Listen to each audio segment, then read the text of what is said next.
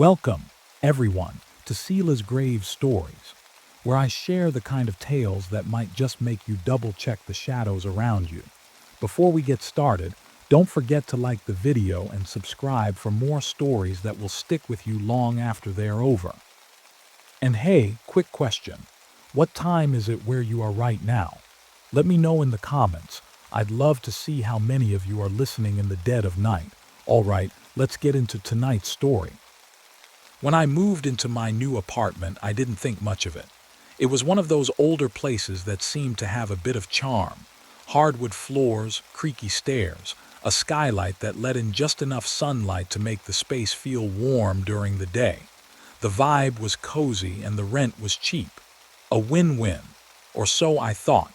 The first week passed uneventfully. I spent most of my time unpacking, working late and adjusting to the sounds of the building. There were the usual quirks. The pipes clanged occasionally, the floorboards groaned under my weight, and the walls were thin enough that I could hear my neighbors' TV shows bleeding through. It was normal city living, nothing to complain about. Then, on the 8th night, something changed. It started small. I was sitting in my living room scrolling through my phone when I noticed the light above me flicker, just once. I brushed it off. It's an old place, bad wiring, no big deal. But then it flickered again. This time it stayed off for a beat longer before buzzing back to life. A surge of unease crept up my spine, but I laughed it off. "You're paranoid," I muttered to myself, shaking my head. As I leaned back into my couch, something else caught my eye. The shadow on the far wall. At first, I thought it was from the lamp beside me, but the shape was wrong. It was stretched too far up, like someone impossibly tall was standing just out of sight. I blinked and it was gone. The next morning, I chalked the whole thing up to exhaustion. Work had been brutal and I hadn't been sleeping well since the move. Stress, I figured. Nothing that a strong coffee couldn't fix. But as the day wore on, I couldn't shake the feeling that something was off. I didn't tell anyone about it, though. What was there to say? "Hey, I think my apartment might be haunted." No. That sounded ridiculous, even in my own head. That night, the light flickered again, twice. And when I looked toward the wall, the shadow was back. This time, it wasn't stationary. It shifted, subtly at first, then more pronounced. It looked like someone swaying ever so slightly, like they were waiting for me to notice. And I did. I told myself it wasn't real. That's what you do, right? When something feels too strange, too unsettling, you reason it away. Shadows move all the time, cars passing outside, clouds covering the moon, that kind of thing. It was late, I was tired, and my imagination was running wild. But the feeling didn't go away. The next night, I was sitting at my desk in the bedroom, trying to finish some work, when I noticed it again. The light overhead didn't flicker this time. Instead, it dimmed. Slowly, like someone was turning down a dial. I stared at it, frozen in place, and the dimming stopped. That's when I heard it. A faint sound, almost imperceptible, like breathing. Not mine. It was low and rhythmic, coming from somewhere near the doorway. I whipped around, but there was nothing there. Just the empty hall leading to the living room. My heart raced and I forced myself to laugh it off. "It's nothing," I whispered to no one. "You're fine." Still, I got up, turned on every light in the apartment and left them on until I fell asleep. The following evening, I invited my friend Jake over. Jake was the kind of guy who could laugh at anything, no matter how strange. If anyone could help me make sense of what was happening, or at least keep me from feeling like I was losing my mind, it was him. Jake plopped onto my couch and cracked open a beer. "So, what's the deal?" he asked, grinning. "You texted me at midnight freaking out about some shadow. Dude, you need to get more sleep." I rolled my eyes. "It's not just the shadow. The lights dim, I hear noises and—" "Whoa, noises," Jake interrupted, his tone mock serious. "What kind of noises? Ghost moans, creepy whispers? Or wait," he leaned forward, lowering his voice to a whisper. "Breathing," I laughed despite myself. "Yeah, actually, breathing. It's creepy as hell." Jake laughed so hard he nearly spilled his drink. "Man, your brain is working overtime." I bet it's just this old building settling or something. You've got to chill. I wanted to believe him. But that night after Jake left, I heard the breathing again. This time it wasn't faint. It was louder, closer. I sat up in bed, gripping the blanket like a shield, and stared at the doorway to my room. The sound came from the hall, and then it stopped. I forced myself to stay put. My heart was racing, my hands gripping the edge of the blanket so tightly my knuckles turned white. But I wasn't going out there. Not this time. Whatever it was, it had to be in my head. I'd barely slept the past few nights, and stress could do weird things to your mind. That's what Jake said, and he was probably right. The breathing had stopped, and the silence that replaced it was almost worse. Every creak of the apartment felt amplified, every gust of wind against the window like something trying to get in. I turned my back to the door, pulling the blanket tighter around me. My body was rigid, every muscle tense as I lay there, pretending to sleep. Minutes felt like hours, but eventually my exhaustion won out. My eyes grew heavy and I drifted off. The next morning, sunlight streaming through the window brought some much-needed relief. Everything seemed normal in the light of day. No shadows, no weird noises, just my slightly messy apartment. I even laughed at myself a little while brushing my teeth, shaking my head at how scared I'd been. But as I stepped into the hallway to grab my bag, I stopped short. The door to the bathroom was slightly ajar. I knew I'd closed it before going to bed. I always did. My chest tightened as I stepped closer, reaching out to push it open. The room was empty. But on the mirror, written in streaky, uneven lines like someone had drawn it with their finger, was a single word: "Hi." I stumbled back, my heart hammering in my chest. It wasn't possible. No one had been here. The door was locked all night and I hadn't heard anything besides the breathing. A chill ran down my spine as I stood there, staring at the word. My brain scrambled for an explanation. Maybe Jake was messing with me. Maybe I wrote it myself and forgot, but deep down, I knew neither of those things was true. I couldn't just let this go. Standing in the hallway, staring at the bathroom mirror, my mind reeled. There had to be an explanation, and I was going to find it.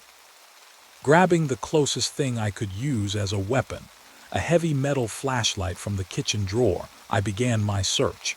My apartment wasn't big, but in that moment it felt massive. Every corner, every shadow seemed to shift under my gaze. I started in the bathroom, flinging open the shower curtain and checking behind the door. Nothing. The living room was next, then the kitchen. I opened every cabinet, peered under every piece of furniture. When I got to my bedroom, my breath hitched. The blanket I'd fallen asleep under was now draped neatly over the back of the chair at my desk. I hadn't done that. My hands tightened around the flashlight as I crouched to look under the bed. Empty. I stood and opened my closet door, quickly scanning the rows of clothes and boxes stacked neatly on the floor. That's when I noticed something. A faint smell. Damp and sour like mildew. It was subtle but unmistakable, and it wasn't coming from my room.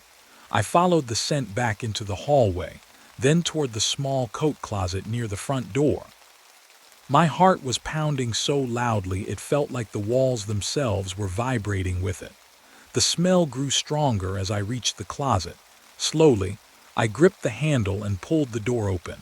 Inside, the jackets and coats hung as they always had, the small shelf above them stacked with boxes I hadn't touched in years. But on the floor, barely visible under a long winter coat, was something strange, a piece of paper. I crouched down and picked it up, my hands trembling. The paper was old, yellowed at the edges with smudged writing that was hard to make out. But the words I could read made my blood run cold. Don't look at the mirrors. Don't let it hear you. Don't stay alone. My mind raced. The handwriting didn't look familiar, and the note itself seemed ancient, like it had been there for years. But that didn't make sense. This was my apartment. I'd lived here for 2 years and had never seen this before. As I stared at the note, something shifted in the corner of my vision. A shadow darted across the wall just outside the closet. I froze, my breath catching in my throat. I couldn't stay here. Whatever was happening, I didn't want to find out. My hands were shaking as I folded the note and shoved it into my pocket. My breathing was shallow, every sound amplified in the tense silence of the apartment. Grabbing my keys and phone, I moved toward the door, trying not to make a sound. My gaze flicked toward the mirrors on the way out, half expecting to see something, or someone, staring back at me. But they reflected nothing unusual, just the dimly lit space I was so desperate to leave. The hallway outside my apartment was eerily quiet. The building was old, the kind where every step echoed, and the thin walls meant you could usually hear muffled conversations or TVs from other units. But tonight, there was nothing. The silence pressed against me, making the air feel heavy. I hurried toward the stairs, taking them two at a time. When I got to the ground floor, I practically sprinted toward the exit. The cool night air hit my face as I stepped outside, and for a brief moment I felt relief. But it didn't last. As I stood there, fumbling with my phone to call Jake, I noticed something strange. The lights in the building's windows flickered, one by one, as if something was moving through the apartments, causing them to blink out in its wake. My heart was in my throat as I stared up at the building, willing myself to move. I hit Jake's number on speed dial. He picked up on the second ring. "Dude, it's late," he said groggily. "What's going on?" I had to leave my apartment. Something's wrong. I found this note," and my voice broke. "I need to get out of here." Jake's tone shifted instantly. "Where are you now?" "Outside." "By the street." "Stay there. I'm coming to get you," he said. "Don't go back in. Whatever it is, just stay put." As he hung up, I glanced back at the building. The flickering lights had stopped. Now every window was dark, and the hulking shadow of the structure loomed over me like a silent threat. My grip tightened around the flashlight as I took a step back, keeping my eyes on the entrance. I didn't have to wait long. Within 10 minutes, Jake's car pulled up and I bolted toward it, climbing into the passenger seat. "What the hell happened?" he asked, looking at me with wide eyes. I handed him the note, my hands still trembling. As he read it, his brow furrowed. "What is this? Did someone leave this for you?" "I don't know. It was in my coat closet." And then I think there was something in the apartment," I stammered, struggling to put my thoughts into words. "It's like, I don't know, the mirrors, the shadows. It didn't feel normal." Jake started the car, his face grim. "Okay, we're not staying here. Let's figure this out somewhere safe." Jake nodded, putting the car in gear. "We'll go to Lou's. It's always open, and I'd rather be around people right now." I couldn't argue. The idea of being surrounded by warm lights and the hum of conversation felt like the safest thing in the world. As he drove, I kept glancing back at the building through the rearview mirror. It stood still, dark and lifeless, but it felt like it was watching me. The diner came into view after a short drive. Lou's was an old-school spot, with neon signs casting a soft red and blue glow on the empty street. The parking lot had only a few cars, but the familiar sight gave me a flicker of comfort. Jake parked close to the entrance and we headed inside. The bell above the door jingled as we walked in. The air was thick with the smell of coffee and fried food. A tired-looking waitress glanced up from the counter, giving us a nod before going back to refilling someone's mug. Jake and I slid into a booth in the corner. He tossed the note onto the table between us and looked at me expectantly. "Okay, tell me everything, from the start." I told him everything, about the feeling of being watched, the weird sounds, the mirrors, and finally the note. As I spoke, I could see the tension on his face grow. He didn't interrupt, just listened, occasionally glancing at the note. When I finished, he leaned back, running a hand through his hair. This doesn't feel random. Someone's messing with you." "But how? Why?" I asked. "I don't know anyone who would do this." Jake shook his head. "I don't know either, but this isn't some coincidence. That note, they're watching. It's like they want you to know you're not safe." I shivered, wrapping my hands around the warm coffee the waitress had brought over. And the shadows, the mirrors. It didn't feel like just a person messing with me. Jake opened his mouth to respond, but before he could, his eyes darted toward the door. I followed his gaze. The tall figure standing in the entrance was instantly recognizable. The beige coat, the unkempt hair, the pale face. It was the man from the hallway. He looked exactly as he had when I first saw him, unmoving, expressionless, staring straight at me. My stomach dropped. "Is that him?" Jake whispered, his voice low. I nodded, unable to tear my eyes away. The man didn't move, didn't speak. He just stood there, the diner's neon lights reflecting in his glassy eyes. The other patrons seemed oblivious to him, chatting and eating like nothing was wrong. "We need to leave," I whispered. Now, Jake didn't argue. He slid out of the booth, dropping some cash on the table, and we moved toward the back exit. I kept glancing over my shoulder, half expecting the man to follow us. But he didn't move. He just watched. Outside, the cool night air hit me like a slap. Jake was already unlocking the car, motioning for me to hurry. We climbed in, and he wasted no time pulling out of the lot. "Where to now?" he asked, his voice tight. Jake's apartment felt like the best option. It was close, familiar, and most importantly, had locks. Neither of us said much during the drive, the silence broken only by the sound of tires on asphalt. My heart was still pounding, every shadow along the roadside feeling like it could spring to life at any moment. When we pulled up to Jake's building, I couldn't get out of the car fast enough. The street was quiet, lined with dimly lit street lamps. Jake unlocked the main door and we hurried inside, the heavy door shutting behind us with a loud click that felt almost reassuring. His apartment was on the second floor. Once inside, Jake double-locked the door and slid a chair under the knob for good measure. "Just in case," he muttered. I collapsed onto the couch, trying to catch my breath. My phone buzzed in my pocket. For a moment I considered ignoring it, but curiosity, or dread, got the better of me. The screen lit up with a message notification. "Unknown number. Did you think leaving would change anything?" I stared at it, my throat tightening. Jake must have noticed my expression because he leaned over to look. "What is it?" he asked.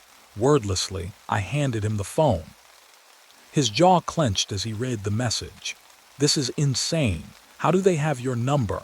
"I don't know," my voice cracked. "It's like they're everywhere. How can they know what we're doing?" Jake paced the room, running his hands through his hair. Okay, let's think this through. They have to be following you somehow. Maybe it's your phone. What if they hacked it or put some kind of tracker on it? I hadn't considered that. "Should I turn it off?" Jake nodded. "Turn it off, or better yet, take out the battery if you can." I powered it down, wishing I could just throw the damn thing out the window. Jake grabbed a small toolbox from his closet and handed me a screwdriver. "If it has a removable back, let's check." The process took a few tense minutes, but we couldn't find anything unusual inside the phone. It was just as it should be. Still, I left it turned off, placing it face down on the coffee table. "I think we should check the mirrors," Jake said suddenly, his tone serious. I blinked at him. "What? The mirrors? You said weird things happened with them back at your place. What if there's some kind of connection? Like, whoever's behind this is using them to watch you." It sounded ridiculous, but at this point I wasn't sure what to believe anymore. "Fine, let's check." We went around the apartment, covering every mirror we could find with towels and spare sheets. The process was unnervingly quiet. Every creak and distant sound made my skin crawl.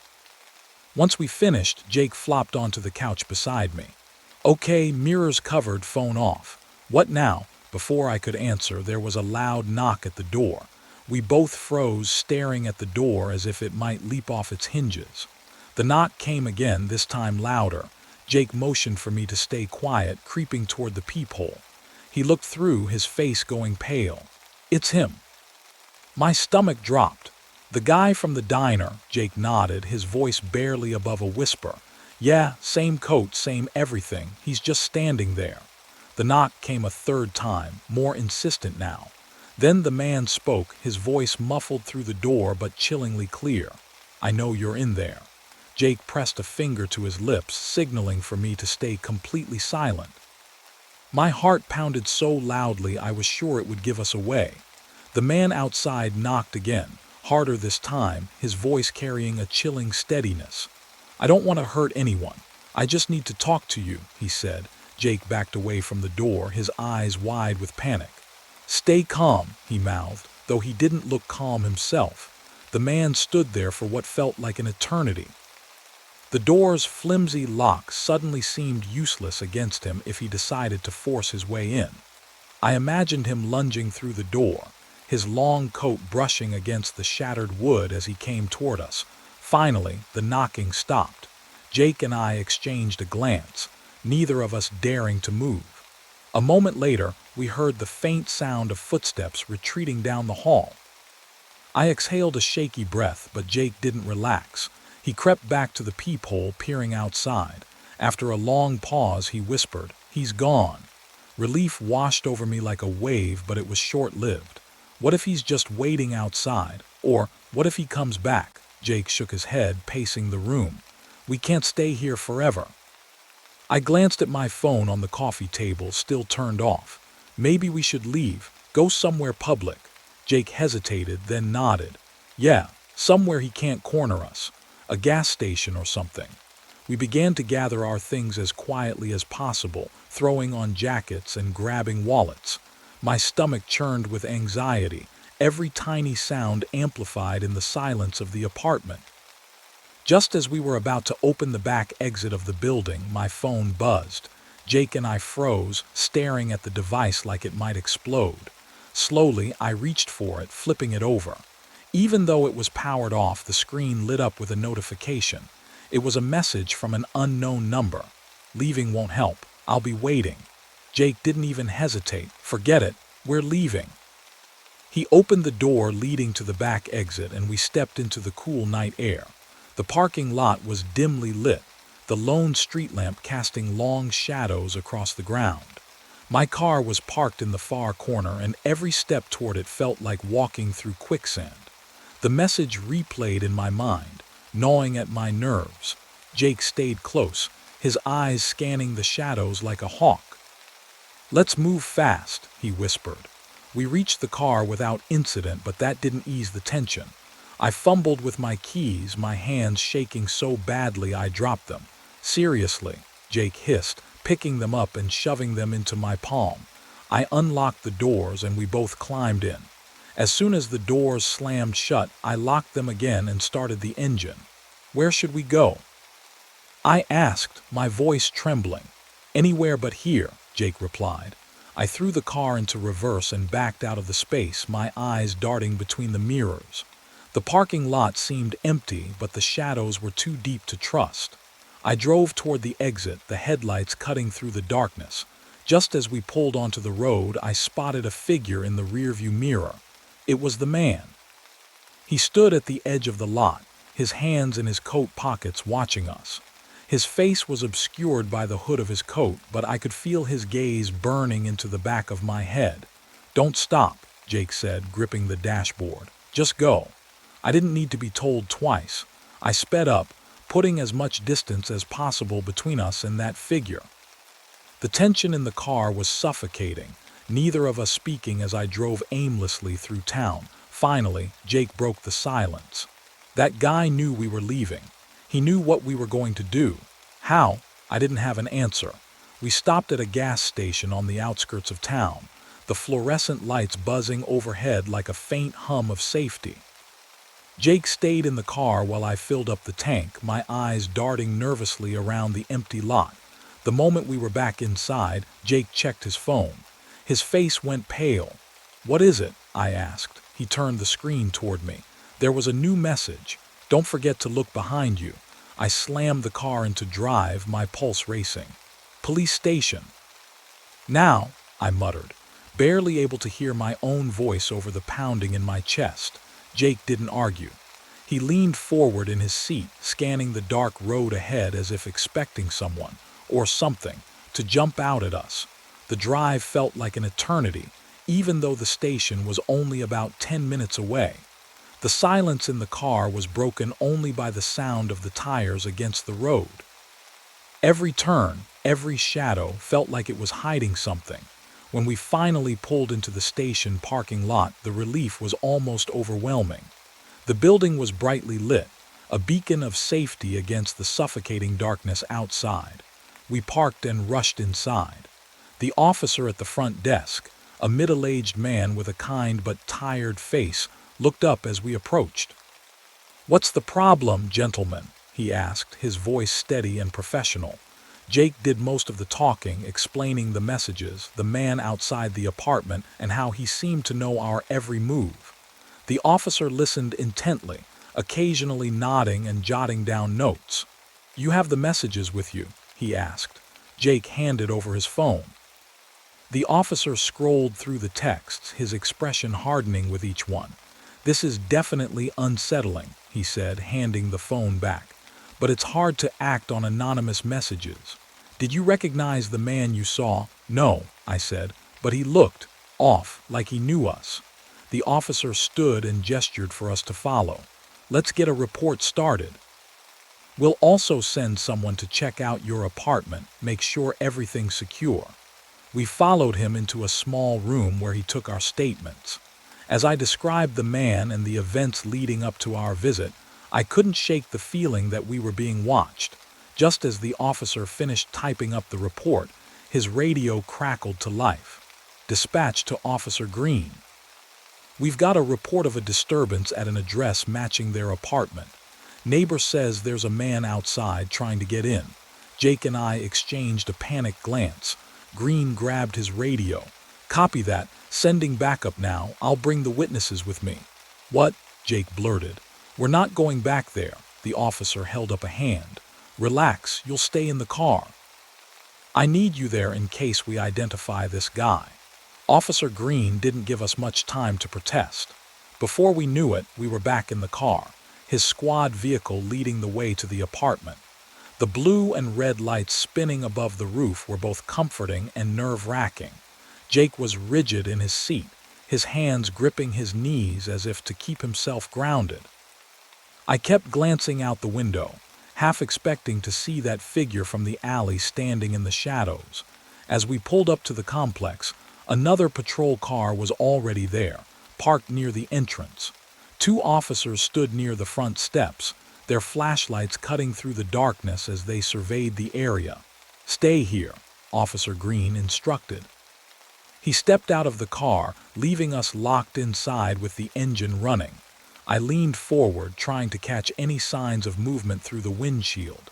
The officers spoke briefly before one of them nodded and began circling the building. Green approached the steps, his flashlight aimed at the door. "What if he's inside?" Jake whispered. My stomach turned at the thought. I didn't have an answer. The next few minutes were tense. The officer circling the building came back around, shaking his head. "Nothing. All doors and windows are secure." Green motioned to the other officers. "Let's take a look inside just in case." Watching them enter the building was surreal. The idea of anyone being in our apartment, the one place that was supposed to feel safe, made my skin crawl. A minute passed. Then two. The silence felt suffocating. "They've been in there too long," Jake muttered, shifting in his seat. Just as I was about to agree, Green emerged from the front door. His expression was grim. He waved us over. Jake and I hesitated.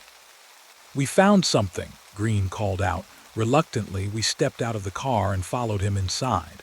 The other two officers stood in the living room, their faces unreadable. My eyes darted around the room. Everything looked normal until I saw the table. A single piece of paper sat on it. "Stop looking for me." The words were written in red ink, scrawled in a shaky, almost frantic hand. Jake's voice broke the silence. How did he get in?" The officers exchanged a glance. "We're not sure.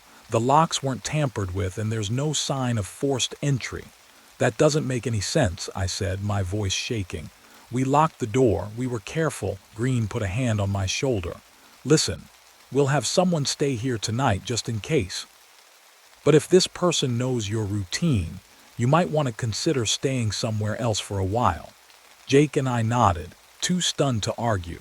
As we left with the officers to gather some essentials, I couldn't shake the feeling that whoever this was, they weren't finished with us.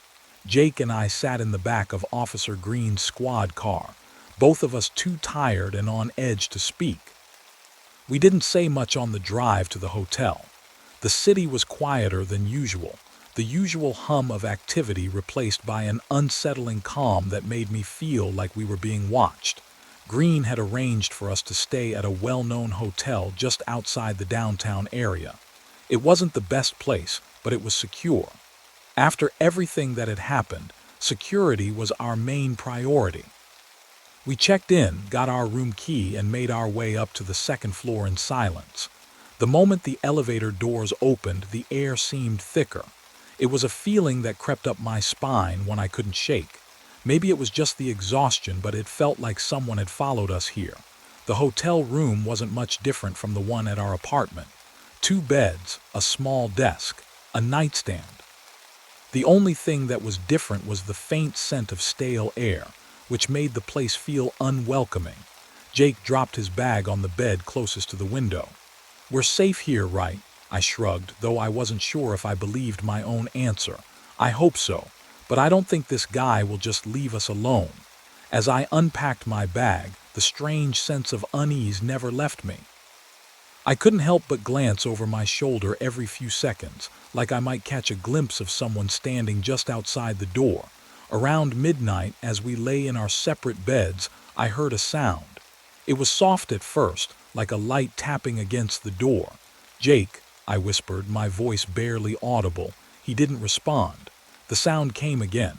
Tap, tap, tap. It was coming from the hallway.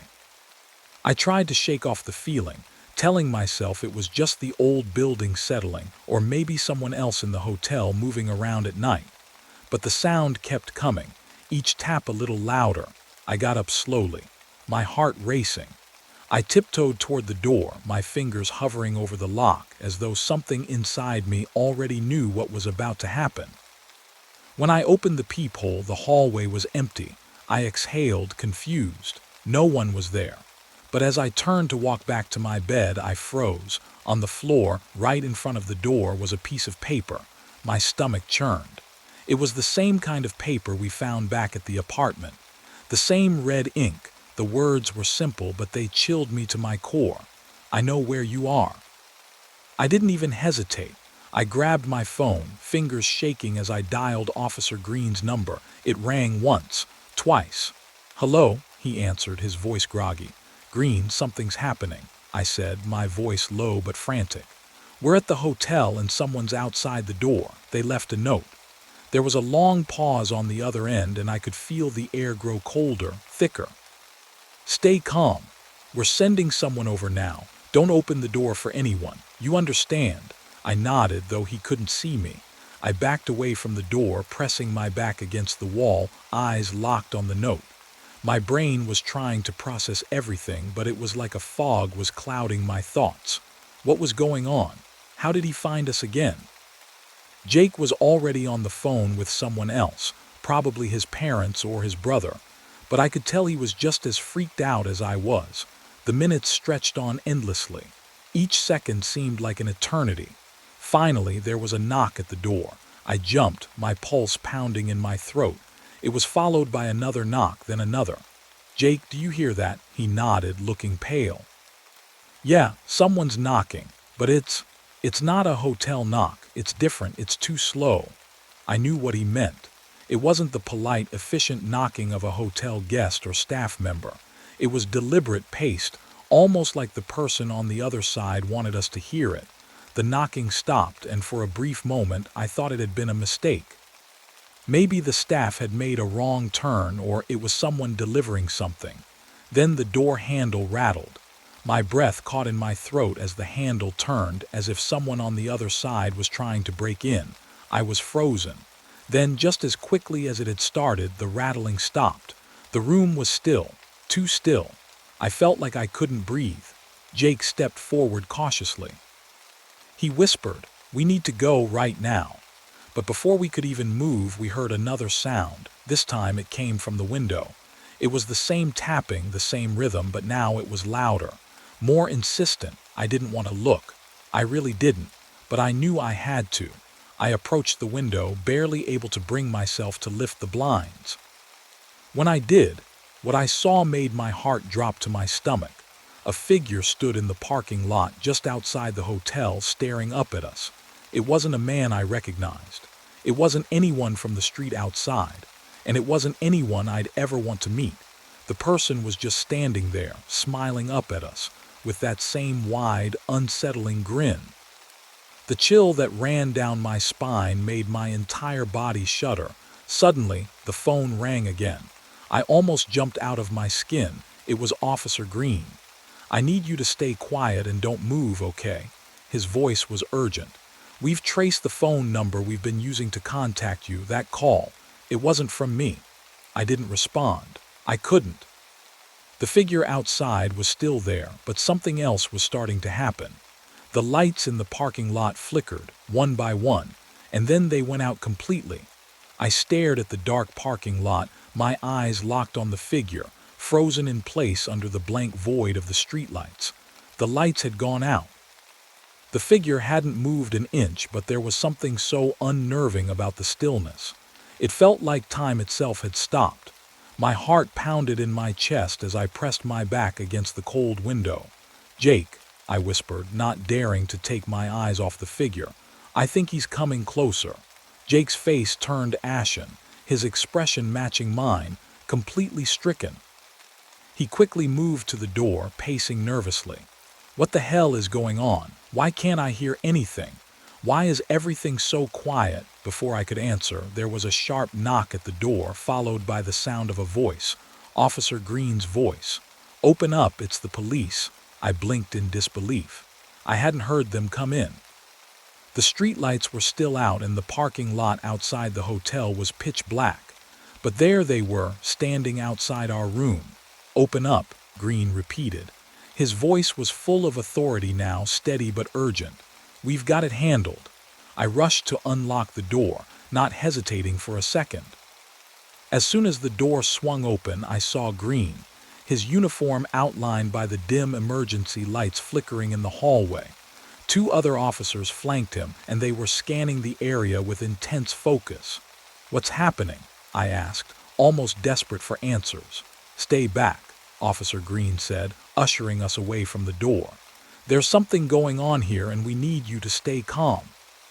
I was about to protest, but then I saw something that made my blood run cold. Through the open door, I could see two other officers carefully stepping into the room across the hall, weapons drawn. "They were watching us, man," Jake said under his breath, still in shock. "The guy outside. He's still there, isn't he?" Green's eyes flickered toward the window. "We already know," he muttered, his voice now edged with urgency. "We've had eyes on the parking lot for a while. The guy, he's not alone." Before I could speak, another officer, Detective Harris, emerged from the shadows of the hallway. She was carrying a small, crumpled piece of paper in her hand. "We found this on the back of the hotel," she said, holding it up to us. "It's addressed to you." I took it from her hands, my fingers trembling as I unfolded it. The hunt begins now. I could barely comprehend what I was reading. What hunt? The world around me seemed to distort for a moment as the weight of the situation hit me. The eerie quiet, the mysterious figure outside, the unsettling messages. It all felt like some twisted game, but one where the stakes were so much higher than I could have imagined. "We've got patrols all over," Green continued, keeping a close eye on the hallway. "We'll make sure you're safe, but you need to stay with us. Don't leave this room.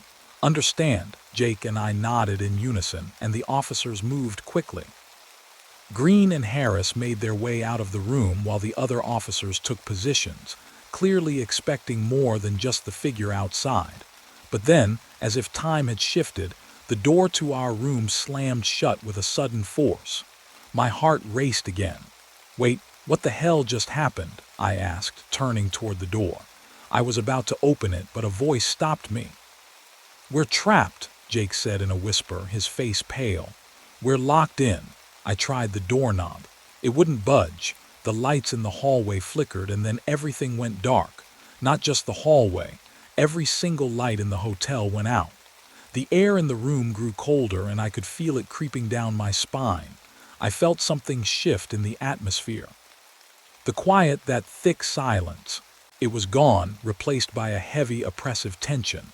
The kind that made it feel like we were being watched, not just from outside, but from everywhere. Then the knocking came again. But this time it wasn't from the door. The sound came from the walls, the floor, the ceiling. It was as though something or someone was circling us. I felt my breath catch in my throat as the temperature seemed to drop even further. My skin crawled and every instinct I had screamed to leave, to get out of there. But we were trapped. The tapping continued, louder now, moving across the walls like footsteps. I could hear it in every corner of the room, behind the walls, in the darkness. There was no escape. My mind raced, trying to piece together the madness of the situation. Who was doing this? Why? And how? Then, just when I thought I might lose my mind, the tapping stopped. The silence was deafening, but it didn't last long. Through the blackness, I heard something far worse. A voice, a whisper, "Come find me." It was barely audible, but it came from inside the room, from somewhere close. Too close. I turned toward Jake, but his face had gone pale. He couldn't speak. His mouth was moving, but no words came out. I looked back to the door. The shadows in the room felt darker, the very air thickening with an invisible presence. Then I saw it. In the dark corner of the room, just past the window, there was something there. A shape, barely visible, standing still. I couldn't make out any details, but I could feel its eyes on me, watching, waiting. Suddenly, the door to the hotel room flung open and a group of officers rushed in, shining flashlights everywhere. "Get down! Get away from the windows!" Green shouted, but his voice was distant, muffled by the overwhelming sense of terror. The figure in the corner was gone, disappeared without a trace. And the hunt! The hunt had only just begun. The door slammed shut behind the officers as they quickly moved into the room, their flashlights sweeping across the corners, the walls, the floors. They shouted orders to each other, their voices sharp and focused. They were looking for something I couldn't see.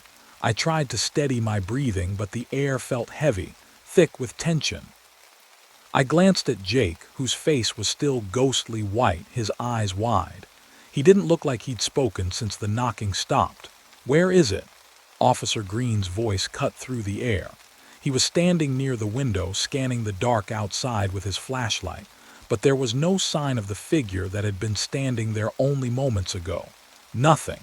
Just the silent, dark parking lot. "Clear," Officer Harris called from the hallway, her voice echoing as she moved toward the next room. I swallowed hard, trying to make sense of the situation. The tapping, the whisper, the figure that had been standing in the corner of the room. Nothing made sense. It felt like we were stuck in some kind of nightmare that I couldn't wake up from. "Is everything all right?" Jake finally whispered, his voice hoarse. I nodded, though I wasn't sure what to say. There was no "everything's all right." I didn't know what was going on, but I could tell the officers didn't either. "I'm telling you, something's here," I said, trying to get their attention. There was someone here. They were watching us. We weren't imagining it. They were standing right there. I pointed toward the corner of the room where I'd seen the figure. Green turned to look at me, his eyes hard. "We know," he said, but there was something in his tone that sent a chill through me. "But it's not just one person." "What?" I asked, my heart racing again. Officer Harris re-entered the room with a solemn look on her face. She had something in her hand. It was a small, crumpled paper, one that looked like it had been torn from a notebook. She stepped forward and handed it to Green. He looked at the note and his face tightened. He didn't need to say anything for me to know it wasn't good. The note was addressed to me, written in that same jagged, uneven handwriting that I'd seen before. "I'm closer than you think. You can't run from me." A shiver ran down my spine. "This isn't just some random stalker," Green said, his voice now laced with uncertainty. "Whoever's doing this has been watching you for longer than we thought. Harris moved toward the window, her eyes scanning the street outside, but there was still no sign of anyone. "But there's no one there," she muttered, more to herself than anyone else. "You need to listen to me," I said, my voice growing more frantic. "I saw him. Right there in the corner of the room. There's something wrong. There's something off about all of this." Green sighed, looking like he was about to say something reassuring, but then he stopped. His eyes locked on something in the corner of the room, the same place I'd seen the figure standing earlier. I felt my blood run cold as the temperature in the room seemed to drop. It wasn't just the cold air from the broken windows. It was a bone-chilling, unnatural cold. Something was in the room with us, and I knew with absolute certainty that it wasn't just a person. "Turn off the lights," Green ordered. I froze, confused. "What? Why?" "Just do it." The room plunged into darkness. For a moment there was only silence. Then, a sound, faint at first but growing louder. The sound of someone moving in the dark. I didn't dare speak. My eyes were wide, desperately trying to adjust to the darkness to make sense of what was happening. Then, in the pitch-black silence, a whisper, low and guttural, slithered through the air. "I'm closer than you think." I froze. My blood ran cold. It wasn't just the same message, it was the same voice. The same thing I had heard before. "You hear that?" I whispered, too terrified to make a sound louder than that. My heart thudded in my chest. Green motioned for us to stay still. The officers were tense, their hands on their weapons, but they weren't moving. The silence grew unbearable.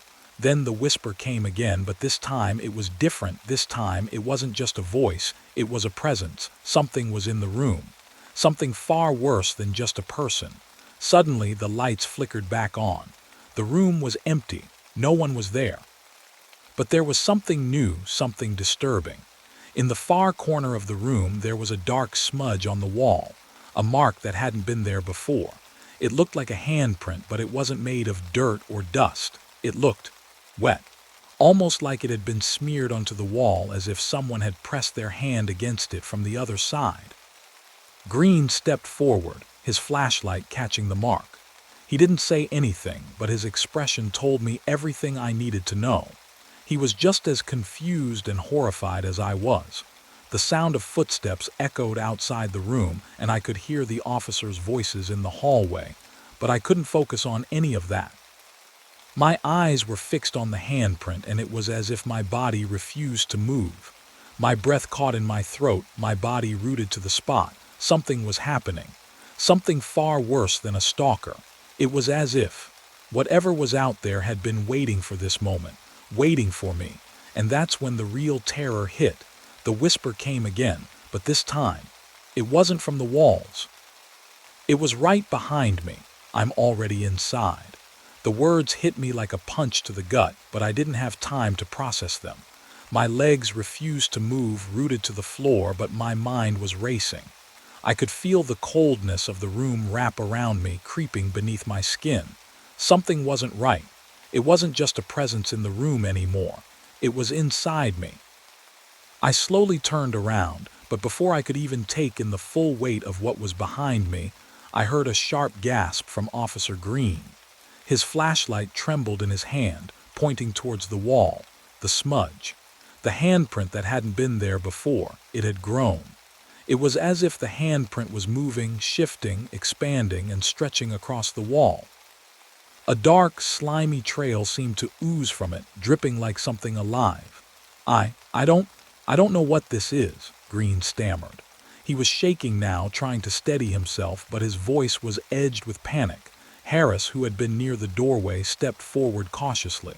She was quiet, her eyes wide, but I saw the flash of recognition cross her face.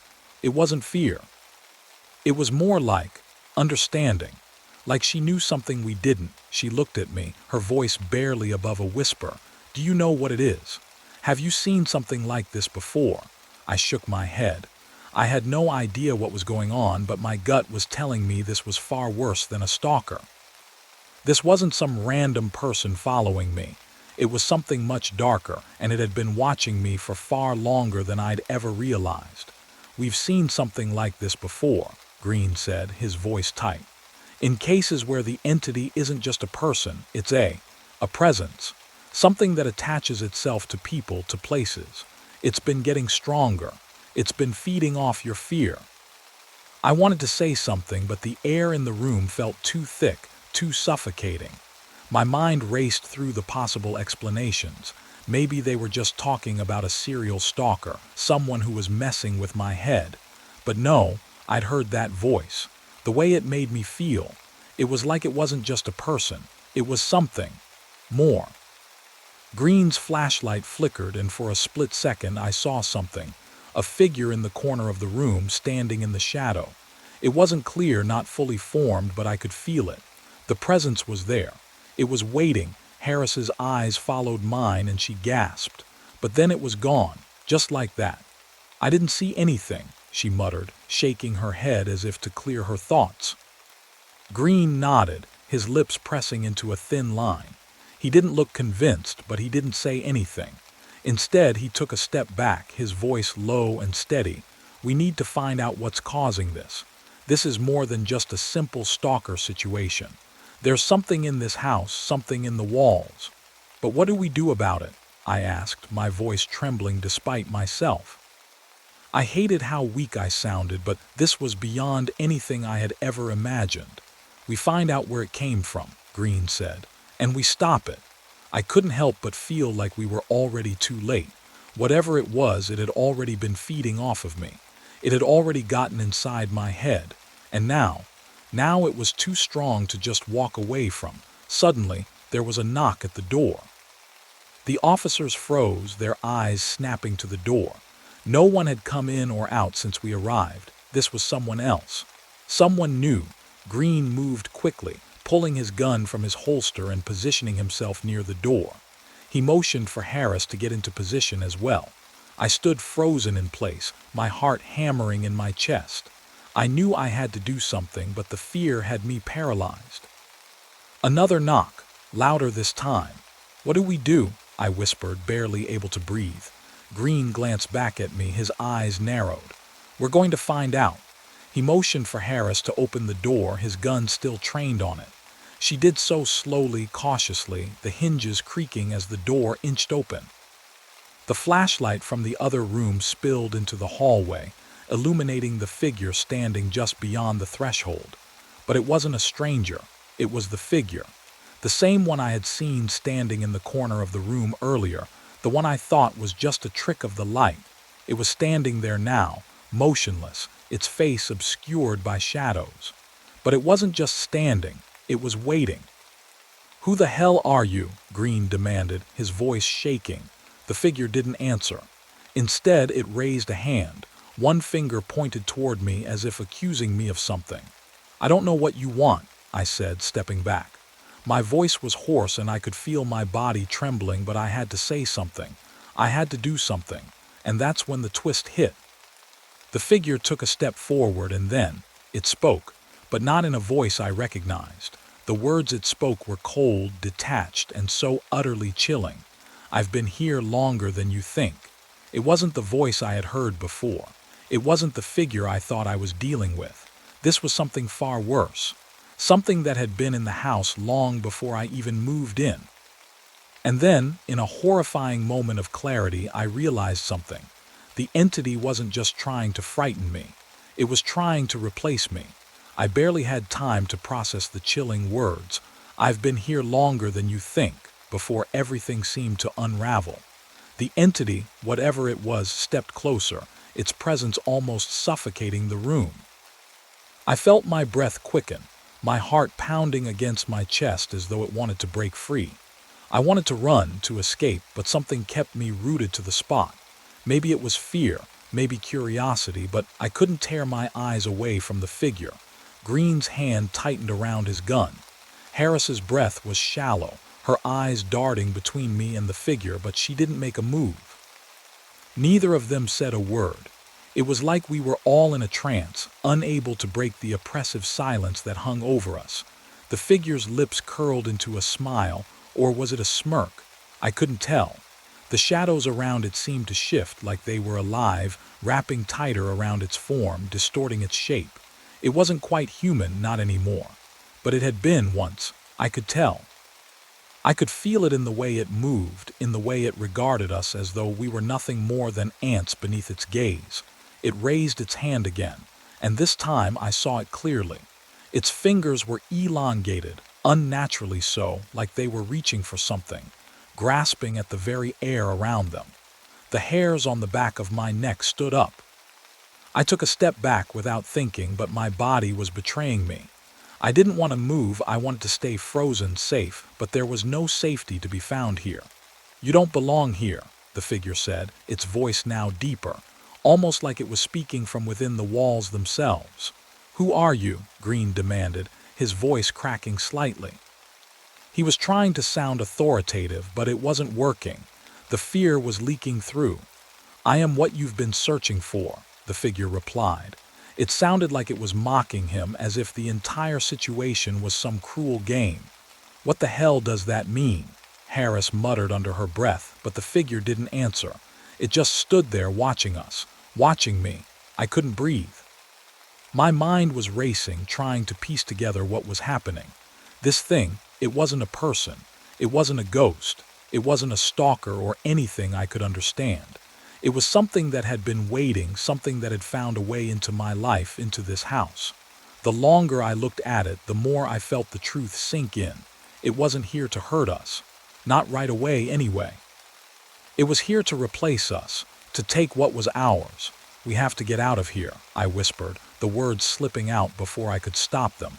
Green looked at me, his eyes wide, but he didn't say anything. He didn't need to. The look on his face told me everything I needed to know. He knew, too, we couldn't leave.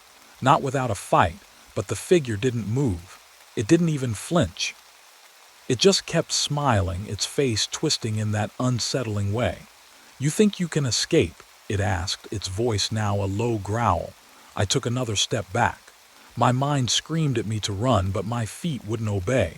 Everything felt heavy. The air, the room, the weight of everything. I could feel the walls closing in on me, pressing down as though the house itself was alive, suffocating me, keeping me here. "We won't let you take anyone else," Green said, his voice steady now. He raised the gun, aiming directly at the figure's chest, but the figure didn't flinch. It didn't even move. It just stood there, staring at him with those eyes. No, not eyes. There was nothing in those sockets but darkness, pure, endless void. "You think a weapon will stop me?" it chuckled. The sound was like nails on a chalkboard, grating and agonizing. "I'm not a thing you can kill." I didn't know what to do. My body felt paralyzed, like I was trapped in some nightmare I couldn't wake up from. The figure's smile widened. It stepped forward, not in a rush, but slowly, deliberately, as though savoring each moment. It wasn't moving toward me. It wasn't moving toward Green or Harris. It was moving toward the house itself, and that's when I understood. The house was the thing it was after. The house, and the people who lived in it. "It's not just you, kid," it said, its voice now calm, almost affectionate. "You've been here a while, but so have I. This house. It knows me, and I know it. We've been waiting for you to understand." Suddenly, everything clicked. My blood ran cold as the realization washed over me. The house wasn't just a home.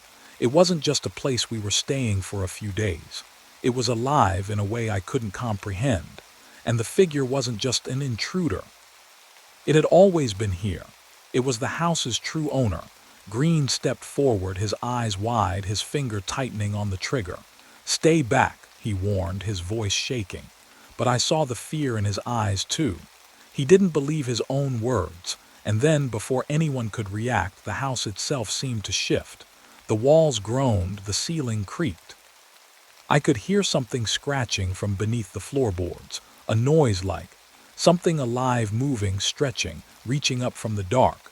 I saw the figure's smile fade as it turned its attention back to the house. It wasn't just after us. It was trying to bring the house to life. And that was when I understood. This was no longer just a fight for survival. It was a battle for the very soul of the house itself. Green's hand was still gripping the gun, but it was shaking now. His knuckles were white, his lips pressed together in a tight line, as though he was trying to hold himself together. His eyes never left the figure, but I could see something else in his gaze. Something darker. "What's going on, Green?" I asked, my voice barely a whisper. My heart was hammering against my ribcage, but I couldn't look away. I couldn't look away from the figure or from the way the house was moving, shifting as if it was breathing. The walls seemed to pulse, the floorboards groaning like something deep beneath them was stretching, waking up from a long slumber. Green didn't answer me right away. His gaze flickered to Harris, who was standing beside me now, just as stunned as I was. She didn't say anything either.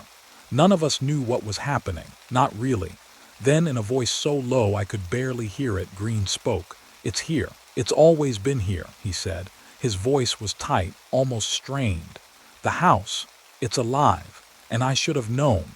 I should have figured it out sooner." My stomach twisted and I took a step back, away from Green, away from everything. "What the hell do you mean?" I asked, my breath catching in my throat. "What are you talking about?" Green let out a long, shuddering breath, his eyes fixed on the figure, but his mind clearly somewhere else. "This place, it's a trap designed to lure people in. It has a history, a dark one." I didn't understand. I didn't know how to process what he was saying. My thoughts were racing, bouncing from one thing to another. It was like a fog in my brain, thick and suffocating, making it hard to think straight. But I had to understand, I had to know. "What kind of history?" I demanded, my voice shaking now. "Who's been here? What's going on?" Green didn't look at me. Instead, his eyes glazed over as though he was remembering something. He took a step back, his voice dropping to almost a mutter. "You wouldn't believe me if I told you," he said, shaking his head. "I barely believe it myself." Harris, who had been quiet up until now, stepped forward. "Tell us, Green, we need to know. If we're gonna survive this, we need to understand what we're up against." Green didn't reply immediately. He glanced at the figure again, its distorted form still standing there watching us. Its eyes, no voids, were trained on him now, and I swear I saw a hint of recognition in those dark pits, as though it knew him. "I used to come here," Green said, finally meeting our eyes. "Not for a vacation or anything like that. I came here for the research." "Research?" I repeated, completely lost. "What the hell do you mean by research? This house, this thing isn't what it seems," Green went on, his voice quieter now. He was looking at the floor, almost as though he couldn't bear to look at us. "It's a place that draws people in. It lures them, but it doesn't stop there. It feeds on them. I didn't believe it when I first found out, but now I can't deny it." The weight of his words hung heavy in the air. I could feel the hairs on the back of my neck stand up. Something about what he said didn't sit right with me. I glanced around the room, feeling the walls closing in, the darkness pressing closer with each passing second. But I needed to know more. "Green," I said, my voice a little more forceful now. "What are you talking about? You came here for research. What did you learn?" He sighed deeply, rubbing his forehead as though trying to shake off the weight of the memories. "It's not just a house," he muttered. "It's a vessel, a thing that's been built piece by piece to trap people like us, people who are curious, people who—" He broke off abruptly, shaking his head. "I thought I could study it. I thought I could understand it, but this thing, it's far older than anything I've encountered before, and it's been waiting for someone to come here to feed it, to awaken it." "Feed it," Harris echoed, her voice sharp. "What the hell does that mean?" "I thought it was just some creepy house," Green said, taking a step back, his voice shaking now.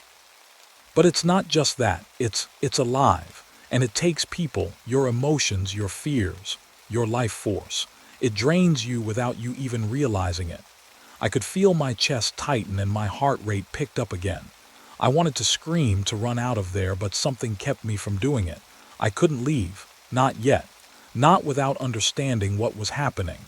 Then, "What happens to the people it takes?" I asked, my voice barely a whisper. Green's eyes met mine, and I could see the fear in them now. Fear that hadn't been there before. "I don't know," he said.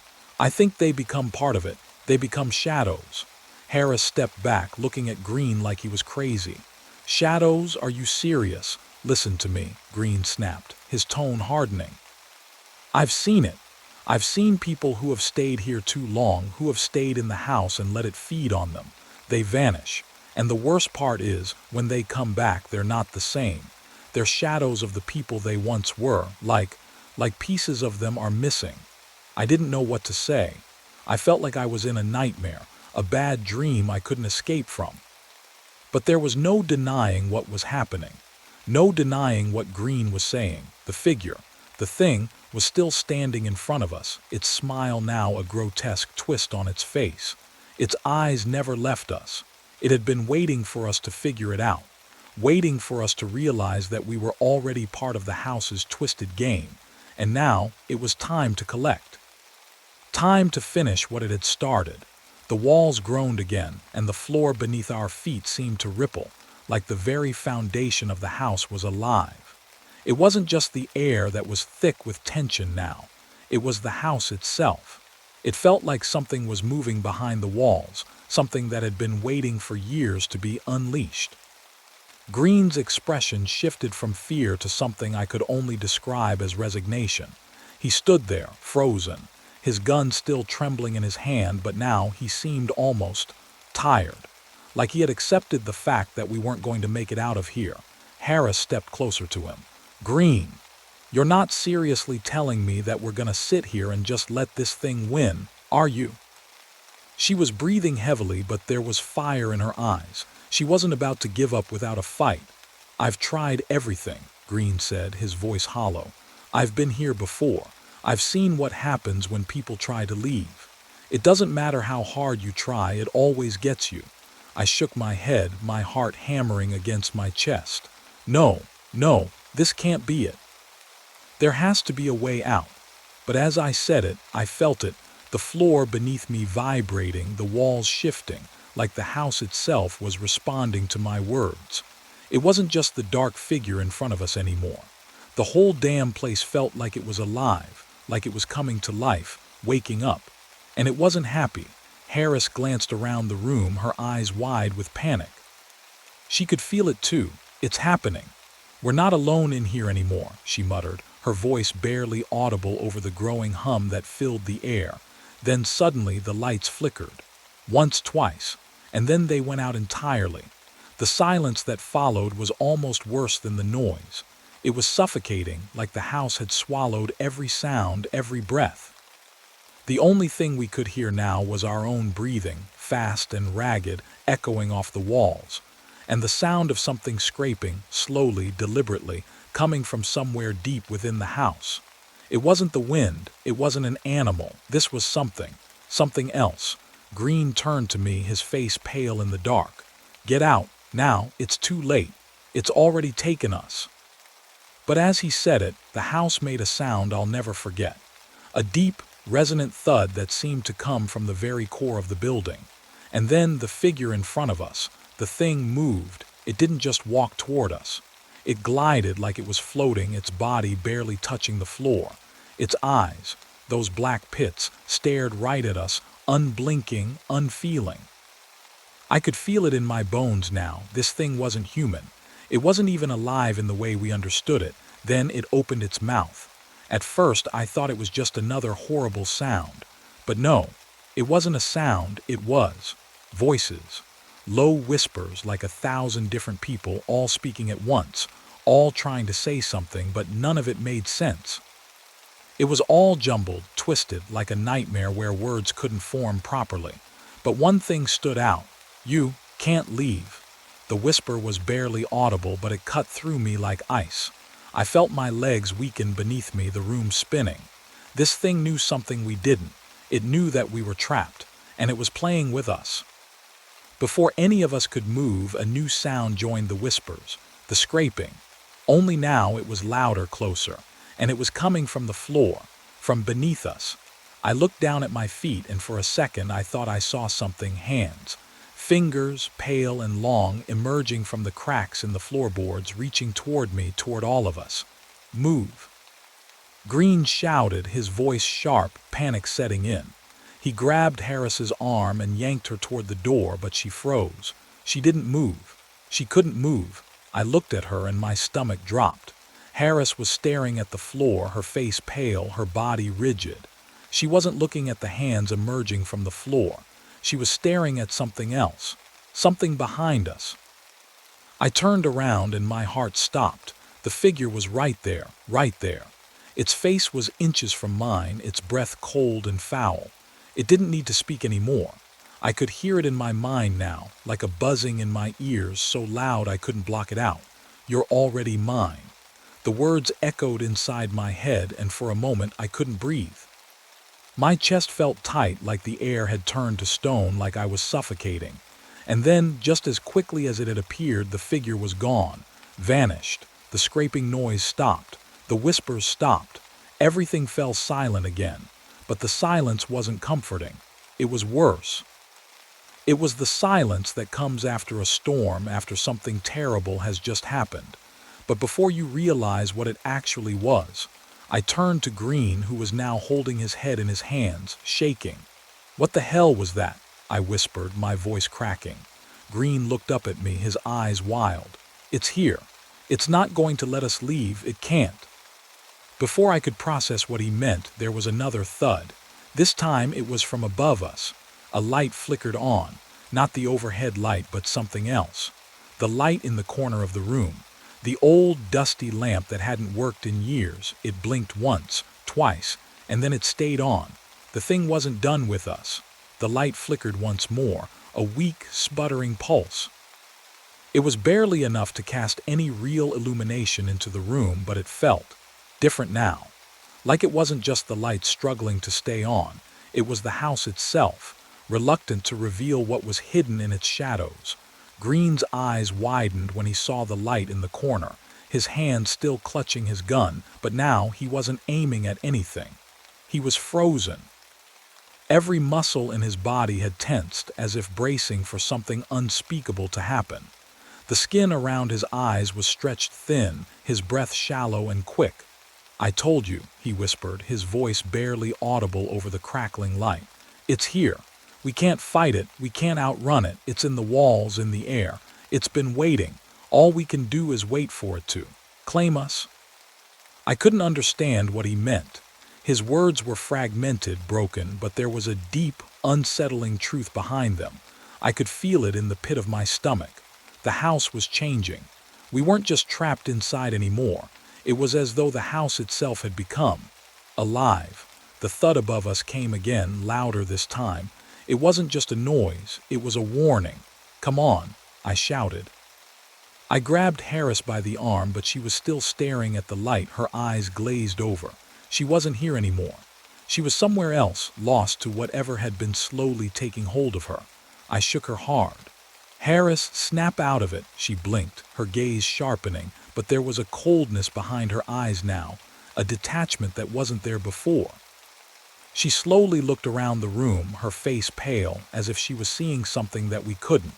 "It's not just here, you know," she said, her voice distant. "It's always been here. We've just been too blind to see it." I shook my head, unsure if she was trying to comfort me or if she had lost her mind completely. But as I looked around the room, I realized something terrifying. There were things moving in the shadows. I couldn't see them clearly, but they were there. Small movements, like flickers of something just beyond the edges of my vision. I turned quickly, trying to catch one of the figures, but they melted back into the dark as if they'd never been there. Green noticed it too. "Did you see that?" he whispered.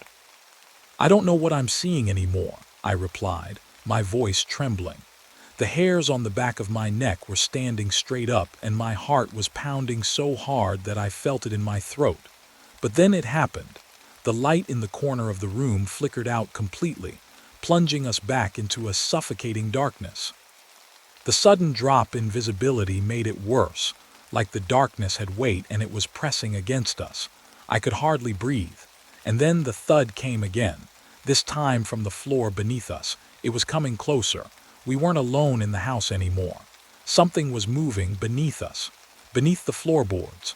I could feel it in the vibrations underfoot, subtle but undeniable. Green took a step forward, his face pale with fear. It's coming for us." I barely had time to process what he meant before the floor beneath us buckled with a sickening crack. I jumped back, instinctively pulling Harris with me, but the movement had already begun. The walls groaned as if the entire structure was shifting, changing, settling into something new. Then the scraping noise returned. Only this time it wasn't coming from the walls or the floor. It was coming from inside the house. Inside the very air itself, a low, guttural sound like claws scraping against glass or metal. I felt like I was suffocating as the atmosphere grew heavier, more oppressive. The shadows began to stretch, moving of their own accord as if they were being shaped by something unseen. I knew we had to move. We had to get out, but the door, the front door, the one we had thought was our only escape, was now shuddering violently, rattling in its frame as if something on the other side was pushing against it. What the hell is happening? Harris whispered, her voice breaking. "We need to go," Green snapped. But as soon as he moved, the lights flickered back on, blindingly bright, so sudden and intense that I had to squint. And then there, at the threshold of the door, just inside the hallway, stood the figure. It wasn't just a person. It was too tall, its body unnaturally long, its limbs twisted and jagged in ways that didn't make sense. It wore a ragged coat, stained and torn, and its face was a grotesque mass of skin and shadow, with dark pits for eyes that seemed to suck the light from the room. For a moment I thought my heart had stopped. I couldn't move, couldn't breathe. The figure didn't move either. It just stood there staring at us, the silence between us stretching to unbearable lengths. Then, in a voice that wasn't its own, it spoke. "You shouldn't have come." The words weren't just heard. They were felt. They resonated in my bones like a cold chill that settled deep inside me. And with that single sentence, everything that had been happening, the shadows, the whispers, the scraping sounds, all of it clicked into place. We weren't just in a haunted house. We were trapped in its memory, trapped in the twisted reflections of what had once been here. The house wasn't just alive, it had been alive before. It had seen things, been through things, and now it was sharing them with us, but it wasn't done yet. The figure's mouth opened wider and the scraping sound grew louder. It wasn't just one noise anymore. It was a chorus of scraping, a symphony of things coming from every direction, all closing in on us. We didn't have much time. Green turned, grabbing Harris by the arm. "Move, now." I wasn't sure where to go. The house had turned on us and there was nowhere safe. But there was one thing I knew. We couldn't outrun it. We couldn't fight it. All we could do was try to survive. Green didn't wait for any further instructions. His instincts kicked in and he pulled Harris behind him, darting toward the door, eyes scanning the room for anything useful. His mind was racing. This wasn't the time for hesitation. If we were going to make it out alive, we needed a plan, something we could use against this thing. My heart was racing in my chest, but I knew we couldn't just run. This thing wasn't something we could outrun. Whatever it was faster, stronger, and more aware than we could ever be. We had to face it. We had to fight it. I scanned the room quickly, desperately searching for anything that could help us. A heavy, old lamp was on the desk in the corner. A rusty metal rod was propped up against the wall, but nothing felt like it would be enough. Nothing felt like it could stop whatever that thing was. Then I spotted something on the counter by the door. A few bottles of cleaning supplies, bleach, ammonia, and some old spray. I didn't know if it would work, but I wasn't going to waste time thinking it through. I grabbed them all, trying to keep my hands steady. My body was trembling, but my mind was laser-focused. "Green," I shouted. "We need to hit it with everything we have. We can't let it get close." Green's head snapped around, his eyes wide, panic still visible behind the urgency. "What are you thinking?" I didn't know if this would work. I didn't know if anything would, but I tossed the bottles to him. "Spray it, we'll make a barrier." Harris was still behind Green, her face pale and sweaty, but she nodded quickly, her panic turning into something more focused. She grabbed the bleach bottle, twisting off the cap. The figure at the doorway hadn't moved, still standing motionless, but its presence filled the entire space. It wasn't just a figure anymore. It was everywhere. It was like it existed in the air, in the walls, in the very fibers of the house. And it wasn't going to stop until we were all gone. Ready? Green asked, his grip tightening around the ammonia bottle, shaking it like he was preparing for battle. I nodded, gripping the cleaning supplies with both hands. It wasn't much, but it was all we had. With a silent agreement, we moved. Harris sprayed the bleach first, letting the thick liquid hiss as it splashed onto the ground, creating a small line of white that formed a barrier. Green followed with the ammonia, adding his spray to the mixture. The scent of bleach and chemicals burned the air, making it hard to breathe, but it was working. The figure flinched, just barely. A tremor ran through its body, and that was enough to let us know that it could feel it. "It's working," Harris gasped, her voice rising with relief. But then a low growl rumbled through the house. The ground seemed to shake beneath us, and I had to steady myself on the desk to avoid falling. The figure's eyes narrowed, and it stepped forward. But instead of moving into the chemicals we'd sprayed, it just melted, its form contorting into an impossible shape. Its limbs stretched and twisted, shifting and distorting like liquid metal. It moved with a sickening fluidity, faster than I could track. We sprayed more, harder, faster, but the figure kept advancing, never slowing down. The smell of bleach and ammonia mixed into a choking stench, but the thing kept coming. It was unstoppable. We were only pushing it back slightly, but we were running out of time. "This is it. We have to keep it back," Green shouted. But then something unexpected happened. The figure stopped. It halted just a few feet from us. Its distorted form froze in place, and the air grew eerily quiet. The only sound was the labored breathing from each of us. I looked at the figure and its eyes. They were watching us, judging us. And then the most chilling thing of all happened. It began to speak. "You never should have come here," it whispered, its voice a mix of dozens of distorted tones, all speaking at once. "I've been waiting." The words pierced my mind like a needle, and I could feel them echoing in my head, crawling into my thoughts. I gritted my teeth, trying to shake them off. My mind screamed for me to move, to run, but I couldn't. We couldn't. We had to finish this. Green looked at me, his face pale and determined. His fingers trembled on the trigger of his gun. He knew what had to be done, and so did I. The figure took a step forward, and I felt the ground beneath me shift. We weren't going to survive unless we pushed it back, hard. "On three," I said, my voice shaking. 1, 2, 3. We unleashed the full force of everything we had. The bleach, the ammonia, the light, everything. The figure recoiled, its body melting and distorting further. It screamed, a horrible, inhuman wail that shook the walls and rattled our bones. But it was too late. We had hit it with everything we had. The figure jerked back, its form spasming violently, and then it disappeared, vanished into the dark like smoke dissipating in the wind. We stood there in the stillness for a few moments, gasping for breath, wide-eyed and stunned. It was gone, for now. But deep down, I knew this wasn't over. That thing might be gone, but we hadn't seen the last of it. Whatever had been haunting this place, whatever had been twisting this house into something unnatural, wasn't finished with us yet. And there was something else too. A feeling that crawled up the back of my neck, the sense that we were still being watched. We hadn't escaped. Not yet. I could feel it, the weight of the silence. It was thick and oppressive, like something was lingering, watching us, even though the figure had disappeared. The air felt wrong. Every breath seemed to catch in my throat. Something wasn't right, and it wasn't just the house or the horrors we had just faced. It was something deeper, something waiting, biding its time. Green was the first to break the silence, his voice low and hoarse. "What the hell was that thing? Where did it go?" I shook my head, trying to clear the fog in my mind. "I don't know, but I don't think it's really gone."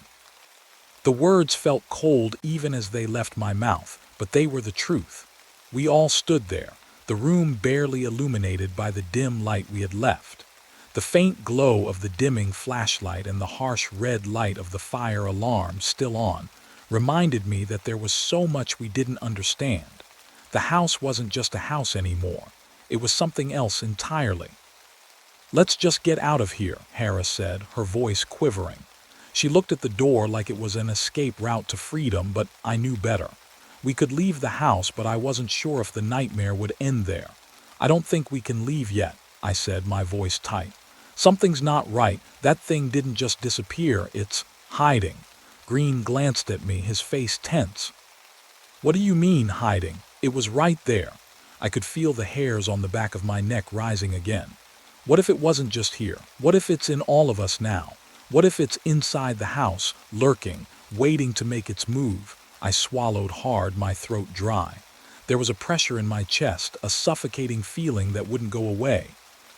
Harris started, but she stopped abruptly. She was staring at the doorway, her eyes wide, the blood draining from her face. Guys, look." Her voice was barely a whisper. We all turned toward the door, the very door we just closed. The handle, it was turning, I couldn't breathe. My chest tightened with panic, and for a split second I thought I might actually collapse right there. Green moved first, his hand shooting out to grab Harris' arm, pulling her behind him as he faced the door. "I'll check it," he muttered, his words strained. But I could see the doubt in his eyes. The door rattled again, and I felt a shiver crawl down my spine. Something was there. Something was waiting. And then the handle turned again, slow and deliberate.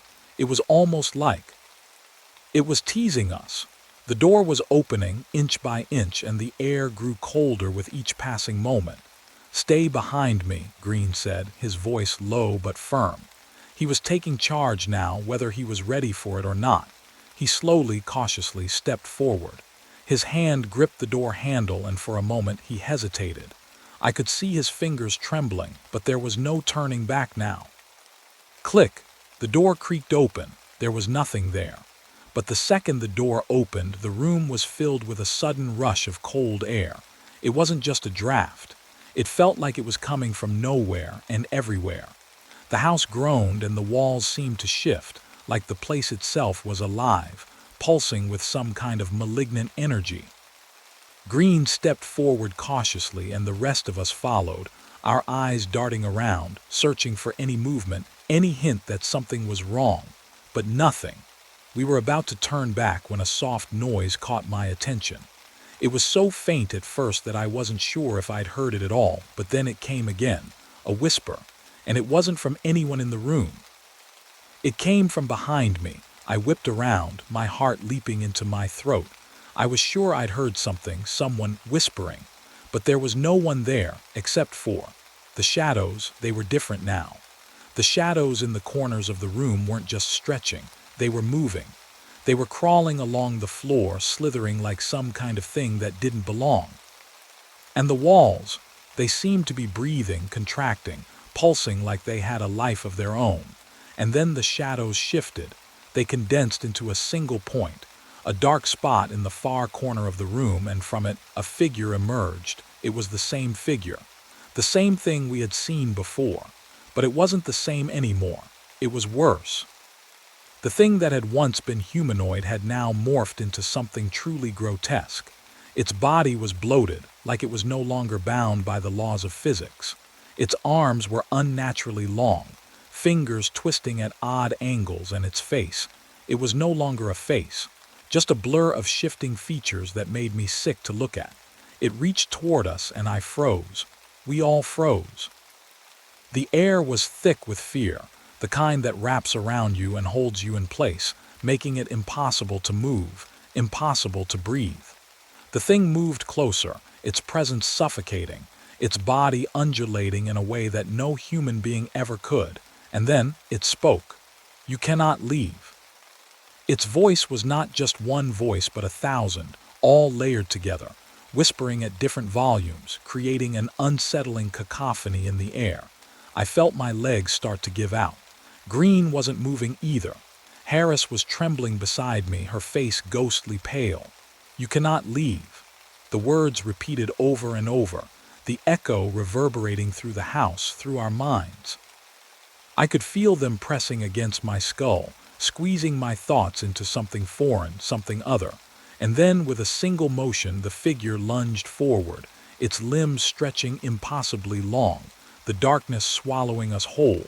The last thing I saw before everything went black was its eyes watching us. And then, there was nothing. The darkness consumed everything. For what felt like an eternity, there was nothing but the crushing weight of silence and the oppressive air that surrounded us. I tried to move, to scream, to do anything, but my body refused to cooperate. It was as though I was trapped in some sort of limbo, frozen, unable to escape the nightmare unfolding around me. Then, just as I thought I couldn't stand it any longer, a flicker of light pierced through the blackness. My vision cleared, just enough for me to see the figure standing before us, its grotesque form towering over the group. It was still there. It hadn't gone anywhere, but something had changed. There was an almost calm about it now, like it was no longer just toying with us. It had all the power. The voices had stopped. The whispers were gone, replaced by the overwhelming sound of our own breathing. I heard Green's voice cut through the silence. "What is it? What do you want from us?" The figure didn't respond. Instead, it tilted its head at an unnatural angle. Its eyes, the ones that had been swirling, shifting, were now locked onto Green. There was an unsettling stillness, a deep, unyielding silence that filled the space between us. For a moment, I thought it was studying him. But that wasn't right. It was waiting for something. And then I realized this wasn't just some random creature. It wasn't an evil spirit or a simple nightmare. The more I thought about it, the more it clicked. This thing was bound to this place. I swallowed hard, my voice shaky as I whispered, "I think it's tied to the house. It's not here because it wants to hurt us. It's here because it needs us." The figure didn't move. It just stood there, its arms twitching slightly, but its eyes, those dark, endless eyes, were watching us like prey. Green's face paled as he took in my words. He was piecing things together too. This wasn't a random haunting. It wasn't some malevolent force that found its way here by accident. This thing was rooted in the very foundation of this house. Harris seemed to have reached the same conclusion. "It's feeding on us," she whispered. "It's waiting for something, for someone to open that door, maybe to let it out." My mind raced. We had to find a way to stop it, to end this nightmare. But what if? What if it wasn't about stopping it? What if the only way to escape was to understand it? Before I could voice my thoughts, the figure's arm twitched again. This time, the fingers of its outstretched hand curled, almost as if it was beckoning us forward. My heart skipped a beat. I knew what it wanted. It wasn't just feeding on our fear, it was trying to pull us in, to consume us. "We need to go," I said, panic flooding my voice. "We have to get out of here. This house isn't just haunted. It's alive." I turned, but before I could make a move, Green reached out and grabbed my arm. His grip was firm, but I could see the fear in his eyes. "No," he said, his voice low and urgent. "It's not over. We can't just run. We need to find a way to stop it.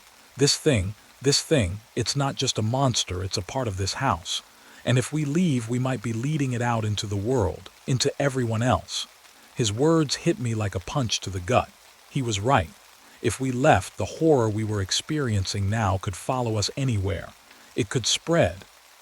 And then it would never end. "Then what do we do?" I asked, my voice shaking. "What can we do?" The figure was still watching us. It hadn't moved since it first appeared, but its presence filled the room, pressing against us like a physical force. Green seemed to think for a moment. "There has to be something, a way to end it, a ritual or something, some way to sever its hold over the house. We've got to find out what this thing wants, or it'll keep coming for us." I glanced at Harris, who was pale and trembling. Her eyes were wide with fear, but there was something else in them too, a spark of determination. She wasn't ready to give up, not yet. "Let's search the house," she said. "There has to be something, some kind of clue. A journal, a book, anything that might explain what we're dealing with." I nodded, my mind racing. If we were going to get out of here alive, we needed to act fast. We couldn't afford to hesitate any longer. We began to move cautiously at first, eyes darting back to the figure that still stood motionless, watching us. Its presence felt heavier now, more oppressive, as if it knew we were about to make a move. As we approached the stairs, a door at the far end of the hall caught my attention. I hadn't noticed it before. It was tucked away behind a dusty old bookshelf that seemed to have been there forever. I walked over, my feet dragging as I approached the door. It was old, rusted, with a keyhole that seemed to have never been touched. Harris came up beside me. "What is this? Another locked door," I nodded. "Maybe. But maybe this is where we find the answers. Maybe this is the key to ending it all." With trembling hands, I reached for the knob, and for the first time in what felt like an eternity, I didn't feel the weight of the figure's gaze.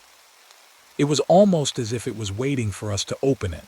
The moment I touched the door handle, the temperature in the room dropped and a voice whispered low, gravelly, like the sound of distant thunder. "You shouldn't have come." The voice was so close, it sent a chill straight to my bones. It was no longer just the figure. The house was speaking to us, and the worst part, it wasn't lying. The door groaned in protest as I turned the handle, the sound echoing through the thick silence of the house. My heart was racing, and I could feel the other's eyes on me. For a brief moment, everything seemed to hold its breath. I couldn't tell if the air had actually thickened, or if it was just my own growing sense of dread suffocating me. The door opened with a loud creak, revealing a small, dimly lit room. It looked like a storage space filled with old boxes, cobwebs, and dusty furniture that had clearly been untouched for years. The room wasn't large, but it felt heavier, like the very walls were closing in on us. I stepped in cautiously, my footfalls muffled by the layers of dust on the floor.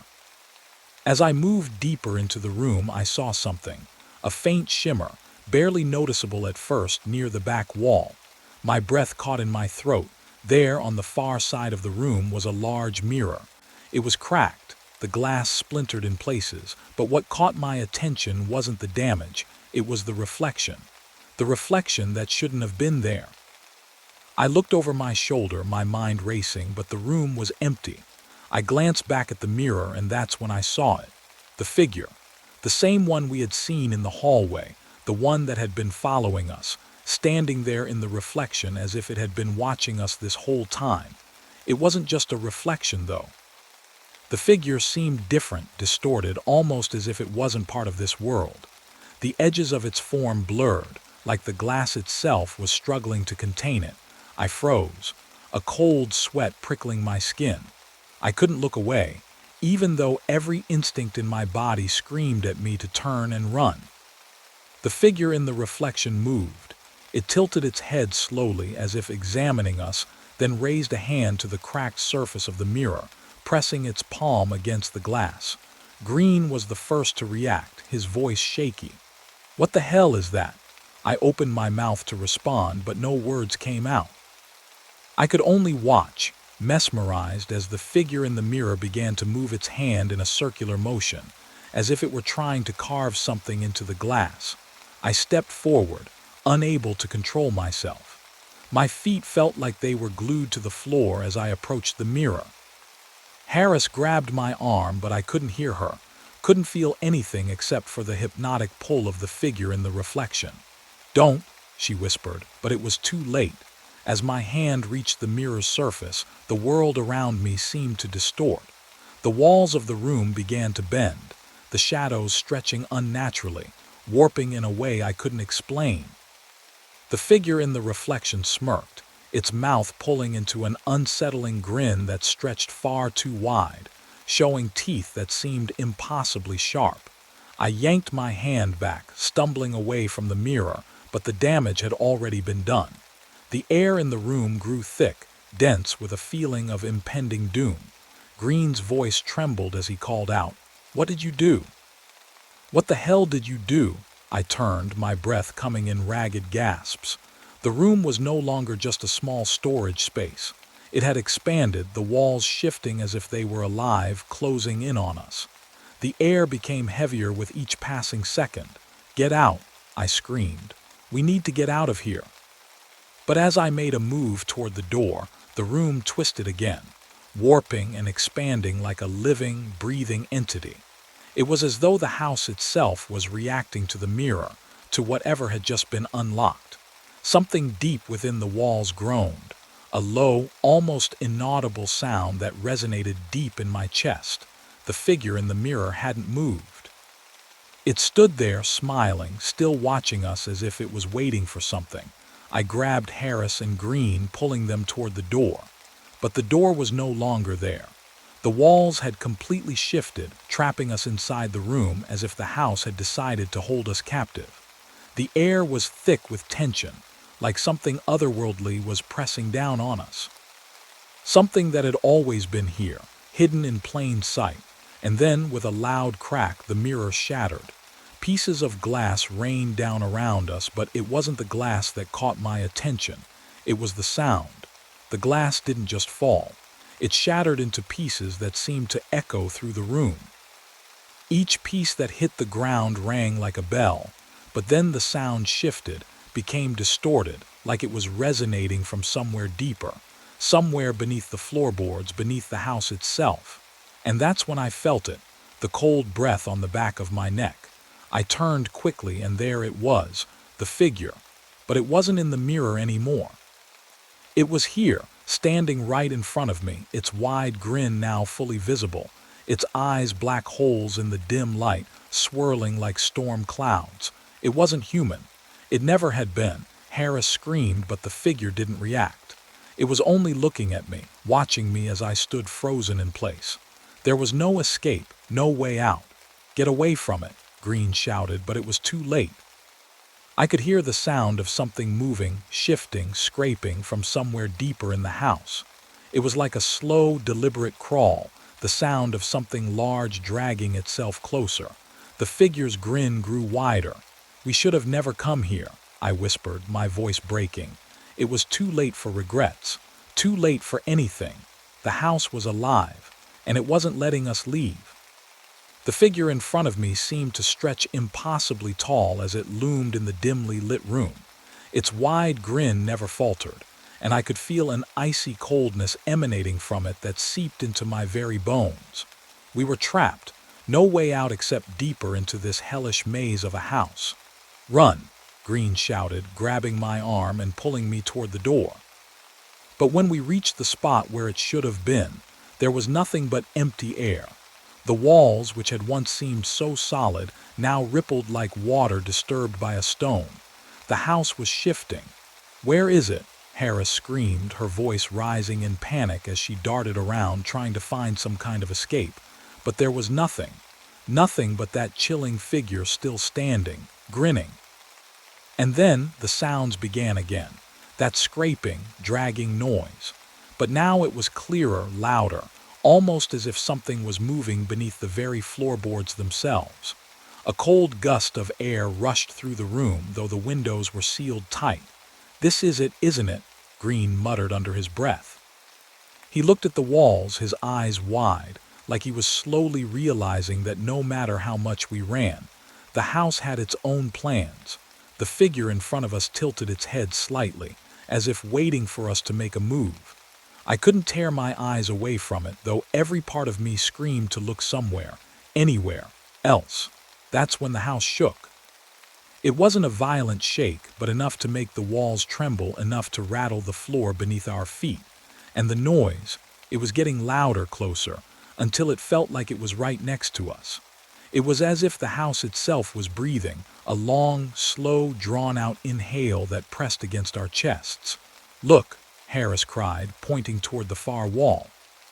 A shadow was forming, stretching longer and longer, a mass of darkness that seemed to pulse like it was alive. I could see shapes in the darkness, people or what looked like people, but they were shifting too fast for my brain to process. Figures that shouldn't be there, all crowding in the shadows, moving closer and closer. I stepped back, tripping over something on the floor. My hand landed on a dusty old book, its pages yellowed with age. I glanced at it, wondering why something so trivial caught my attention in a moment like this. The title on the spine caught my eye, The House That Eats. The words weren't just printed on the cover, they seemed scratched there as if they had been carved into the book with force. A shiver ran down my spine. The title made my blood run cold. But before I could even think about opening the book, Green yanked me forward. "Stop staring at it," he snapped, his voice trembling. "We have to keep moving." He was right. This place, it wasn't just a house. It was a trap, a thing that was feeding on our fear, drawing us deeper and deeper into its web. We had no choice but to move forward, toward that darkening corner where the shadow was growing. The figure in front of us had taken a step back, its grin widening as if it was inviting us into the abyss. "Where is it taking us?" Harris whispered, her voice breaking. I couldn't tell if she was speaking to herself or to the house, as if the walls could answer her. I had no answer. None of us did, and then the floor beneath us began to change. It wasn't the solid wood boards anymore. It felt spongy, like we were walking on something soft, something alive. The floorboards creaked beneath our feet, but this time the sound was different. It was as though something was moving underneath the floor, dragging itself in the same direction we were headed. I wanted to scream. I wanted to run, but my legs felt heavy, sluggish. The pull of the house was too strong. The darkness was too thick. That's when we saw it. A door, or at least it looked like a door. It was situated in the middle of the room, right beneath the shadow. The air around it was colder than anything I'd felt before. The handle was rusted, the wood worn and cracked. It looked ancient, impossibly old, like it didn't belong in this time. But that wasn't what made my stomach churn. It was the sound coming from beyond the door. Low whispers, like thousands of voices muttering in unison, speaking in a language I couldn't understand. And something else, breathing. A slow, deep inhale that seemed to echo through my skull. We all stood there, frozen, staring at the door, unsure of what to do. It was like the house was waiting for us to make the first move. But the longer we waited, the more oppressive the air felt, the more alive the house seemed. "Let's go," Green muttered, his voice trembling, but there was no bravado in his tone. It was a simple command, the desperation clear in his voice. He was as terrified as the rest of us. He walked toward the door, hands shaking as he reached for the handle. The instant he touched it, the whispering grew louder. 1,000 voices crowded around us, speaking faster, almost as if they were warning us, pleading with us to leave. But it was too late. Green opened the door and the air shifted. The darkness beyond was thick, heavier than anything we had ever felt, as if we were being pulled into a place that didn't exist on any map. The whispers grew louder, more frantic, as if they were trying to drag us into the abyss with them. I reached out, but the air was thick and sticky, like something was physically grabbing onto me, pulling me into the room beyond.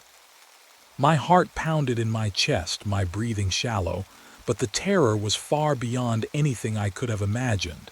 Then the door slammed shut. We all jumped back, startled, gasping for breath. The room was silent. The whispers had stopped. Everything was still. And that's when we heard it, a faint knock, from the other side of the door. A soft, rhythmic knock, as if someone, or something, was waiting for us. The knock on the door echoed in the silent room, each rap sending a fresh wave of fear over us. It was rhythmic, deliberate, almost intentional. We all froze, staring at the door as if it were a wild animal about to leap at us. I couldn't speak. I couldn't even breathe properly, my chest tight with the weight of whatever was happening. I looked at the others, desperate for some explanation, some kind of direction. But Green was just as lost as I was, his eyes darting between the door and us, his hand still trembling as it hovered near the handle, though he didn't dare touch it. "Who's out there?" Harris whispered, her voice barely audible. She was still standing back, her body stiff, as if she were trying to brace herself for whatever was coming next. Her gaze was locked on the door, her expression a mixture of terror and disbelief. "I don't know," Green replied, his voice breaking. "But we need to get out of here. We need to leave now." I nodded, but a part of me didn't want to move. A part of me wanted to open the door to see what was on the other side, to understand why we were in this nightmare. But another part of me, the more rational part, knew that opening that door was a mistake we might not survive. That's when the figure appeared. I can't say where it came from, but one moment the room was empty and the next, there it was. It stood in the corner, tall and imposing, its form barely visible against the shadows, but its presence was unmistakable. It wasn't human, but it wasn't anything I could recognize either. It was like a mix of everything I feared: tall, unnaturally thin, with long, twisted limbs. Its face, if you could even call it that, was pale and smooth like wax, with eyes so dark they seemed to swallow the light around them. I froze, my heart thumping in my chest as I realized that the room had become smaller, more suffocating, as though the walls were closing in. I wanted to scream, but my voice wouldn't come. Green tried to step forward, but he was frozen too, as if something invisible was holding him back. Then it spoke. Its voice was low, deep, and cold, like gravel being dragged across stone. "You're trapped," it said. "You shouldn't have come here." The words didn't register right away. They seemed to echo in my mind, growing louder with each passing second, like they were reverberating off the very walls of the house. And then, like an instinct, I felt it. The creeping feeling that whatever was happening, it was all part of the house's design. We weren't meant to leave. "Who are you?" Harris asked, her voice shaking but desperate. "What do you want?" The figure didn't answer right away. It just stood there unmoving, like it was studying us. And then, in that same gravelly voice, it spoke again. "I'm not who you think I am." Its eyes gleamed darkly, as if mocking her. "But I know who you are." I felt my blood run cold. There was something familiar about the figure, but I couldn't place it. It wasn't until it spoke again that I realized the horrifying truth. "I am the house," it said, "and I've been waiting for you." The words hung in the air, a heavy weight pressing down on us. The walls, the shadows, the knocking at the door, it was all connected. This house wasn't just a building, it was alive. It was something far worse, something ancient that had been feeding off fear for God knows how long. I took a step back, my mind racing as I tried to process what was happening. The figure in front of us, the house itself, everything had been orchestrated from the beginning. Every event, every twist had been set in motion by the house. We were just pawns. "Why us?" Green asked, his voice hoarse, desperate. "What did we do?"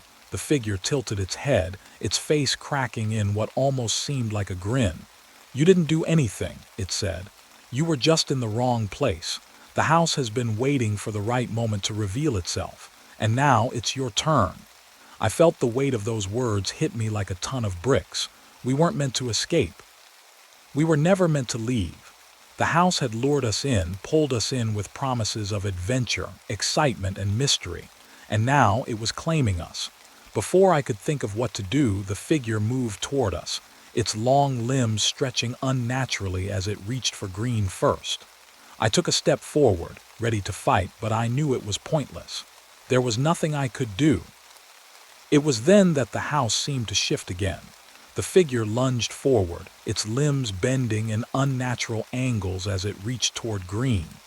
The air in the room thickened, as though the house itself was drawing a breath, and for a brief moment I thought the walls would close in entirely.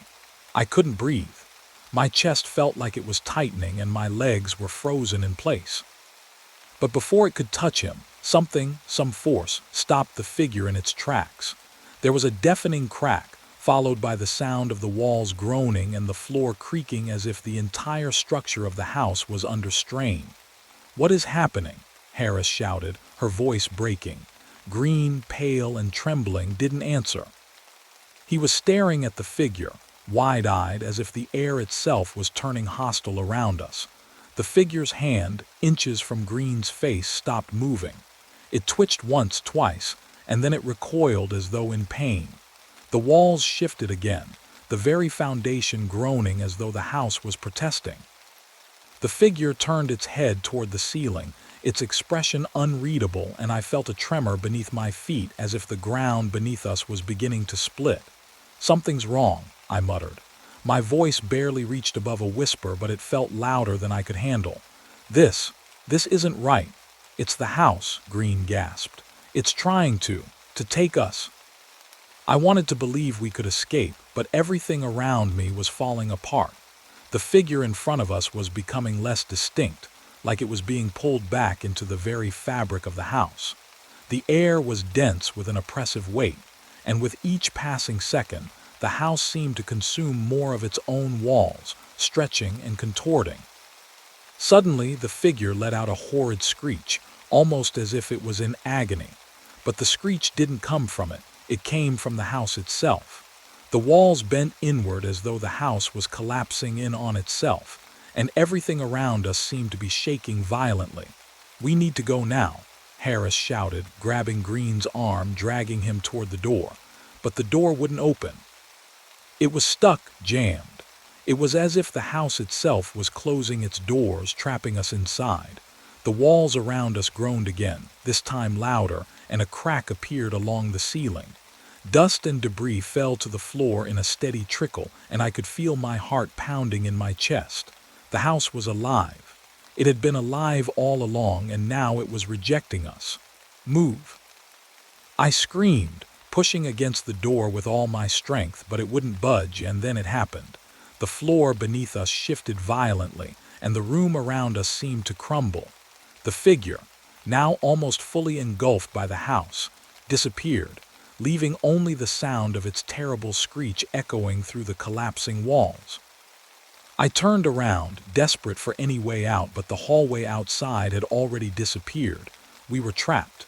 "There's no way out," Green said, his voice trembling. The walls were closing in, the ceiling cracking and buckling as if the house were taking its final breath. The ground beneath us split open, and I heard the familiar sound of the earth swallowing everything. The house was no longer a structure we could escape from. It was a living entity, consuming everything in its path, and now it was coming for us. I could barely make sense of what was happening. My mind was too clouded with fear, too overwhelmed by the destruction around me. Everything I had thought I knew, everything I believed, was crumbling. "Help!" Harris whispered, almost inaudibly, clutching my arm. But it was too late. With one final shake, the house collapsed in on itself, and the world around me went black. The last thing I remember was the sound of splintering wood, followed by a deafening silence. When I opened my eyes, I was no longer in the house. There was no crumbling, no collapsing walls, no figure. I was lying on the ground in the woods, surrounded by trees. The air was cold and damp, but there was no fear in the air now, just an unsettling calm. I sat up, my head pounding, trying to make sense of what had just happened. It felt like a dream, but everything around me, the trees, the dirt beneath me, felt real. I looked around, but there was no sign of Harris, Green, or anyone else. Just me, alone in the woods. I stood up, my legs unsteady, and looked around. The forest was quiet, eerily still. I took a few steps forward, then stopped. Something didn't feel right. That's when I heard it. A whisper, barely audible at first, coming from the trees. I froze, my heart racing. The whisper grew louder, clearer, until it became a voice. "You shouldn't have left." I turned, looking around in panic, but there was no one there. The voice sounded familiar, but it wasn't anyone I recognized. It was distorted, like it was coming from the very air itself. I took a few more steps, moving in the direction of the voice. And then, in the distance, I saw something. It was a figure, standing still in the woods. As I approached, I recognized it. It was the figure from the house. It wasn't gone. It had followed us somehow, and now it was standing in front of me again, waiting, watching. But this time it didn't speak. It didn't need to. I could feel its presence, its power, surrounding me. And as I looked at it, I realized the horrifying truth. The house had never truly let us go. It wasn't just a place. It was a curse, a force that would follow us, no matter where we went. I took a step back, my breath coming in sharp gasps. The figure moved toward me slowly, its long, twisted limbs dragging across the ground, and I knew, no matter where I went, I would never be free.